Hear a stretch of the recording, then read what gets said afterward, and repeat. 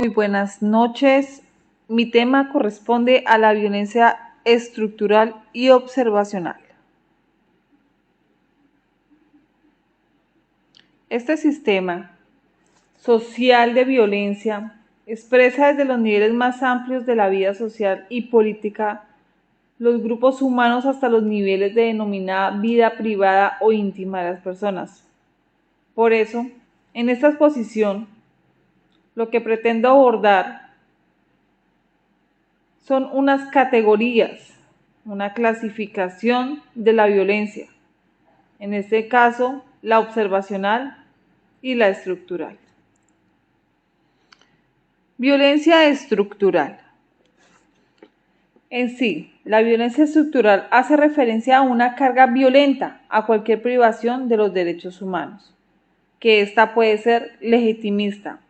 Esta clasificación vincula el uso de la fuerza física prohibida por orden normativo que se supone legitimado. La violencia observacional se contempla el uso de la fuerza física. Este hace relación a la parte relacional. Esta categoría se utiliza cuando se resalta el carácter de intercambio de comunicación del fenómeno violento. Ahora vamos a entrar en detalle un poco más sobre qué es la violencia estructural. La violencia se ha convertido en un concepto que ha pasado a formar parte de nuestra cotidianidad. La encontramos tanto en el espacio público como en el privado, en las relaciones laborales, en las relaciones internacionales y en el ámbito escolar y familiar. Esta violencia tiene como una característica principal dejar marca en las personas, marcas que no solamente son físicas, sino también pueden alojarse en la mente y en el espíritu. Esta representa la transgresión de los derechos fundamentales de la persona. Aquí tenemos dos ejemplos que podemos tomar en este momento para que se entienda. No puedes salir sola a ningún lado y tampoco hablarle a alguien sin mi permiso. Los hombres reciben mayor salario que las mujeres porque son los jefes de la familia. Con esos dos ejemplos lo que podemos observar es que la violencia estructural representa la transgresión de los derechos fundamentales de la persona. Como nos dice Joan Galtung, que la violencia está presente cuando los seres humanos se ven influidos de tal manera que sus realizaciones efectivas, somáticas y mentales están por debajo de sus realizaciones potenciales.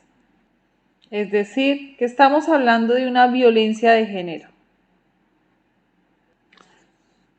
Así como la violencia estructural tiene como característica dejar marca en las personas, marcas que no solamente son físicas, sino que también pueden alojarse en la mente. Esto teniendo una afectación psicológica en todas las personas donde se genera este tipo de maltrato.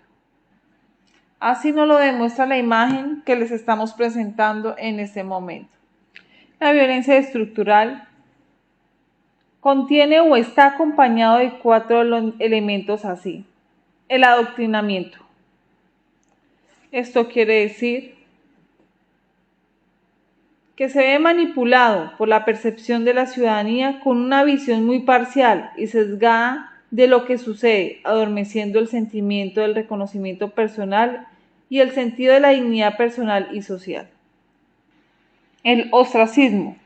Este es manipulado por la percepción de la ciudadanía con una visión muy parcial. La alineación. Esto es la utilización de factores externos, sociales, económicos o culturales para desmotivar, limitar o condicionar la libertad personal o colectiva de la sociedad. Y ahora, si hablamos de la desintegración del tejido social, estamos hablando de que estamos evitando la cohesión de sus componentes, lo que impediría su posible movilización. Sin duda, esos 4 elementos deben ser estudiados de forma integrada desde la categoría de la represión estructural de nuestra violencia. Seguimos con la violencia observacional. Ignacio Sotelo define este tipo de violencia como el empleo o la amenaza de emplear la fuerza física de sus diversos grados hasta llegar a la muerte con el fin de imponer la voluntad propia contra la resistencia del otro. Asimismo, Orestegui manifiesta, son aquellas que ciñen de forma rigurosa el contenido de la violencia a la acción directa, normalmente mediante el uso de la fuerza física, y que acarrea la producción de daño personal y material. En esta próxima gráfica podemos observar que a simple vista podemos ver que no toma en consideración aspectos de cierta trascendencia que están ligados al hecho violento. Tal es el caso de la cohesión psicológica. Aquí podemos observar cómo el papá regaña a sus hijos, donde el niño le hace una lesión a la hermanita, pero en el fondo se observa la imagen donde él mismo maltrata directamente y físicamente a su esposa. Entonces acá es donde decimos que todo lo que se observe es que la demás gente, la demás ciudadanía observa lo que estamos haciendo y así mismo lo aprende.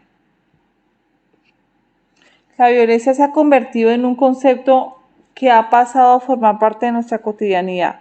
La encontramos tanto en el espacio público como en el privado y en relaciones laborales, en relaciones internacionales y en el ámbito familiar.